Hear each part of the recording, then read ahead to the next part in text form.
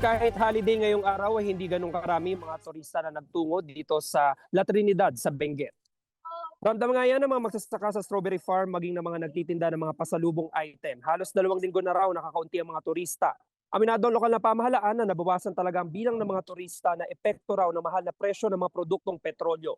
Umaasa sila na nalalakas kahit papaano sa weekend na may float parade, street dancing at drum and lyre competition na bahagi ng Strawberry Festival. Ang ilang turista na amin nakausap na galing sa malalayong lugar, susulitin na raw ang long holiday weekend. Dumidiskarte na rin sila para makatipid sa gasolina at diesel.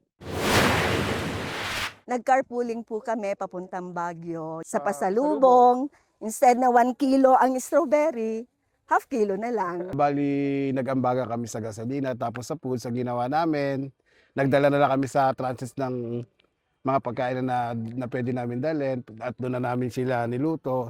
16.8 degrees Celsius yung pinakamababang temperatura na naitala dito sa La Trinidad, Benguet kanina. Baka ito na raw yung huling weekend na malamig yung simoy ng amihan dahil sabi ng Pag-asa baka maideklara na yung termination o yung pagtatapos ng amihan season sa mga susunod na araw na magiging hudyat na magtatag-init na.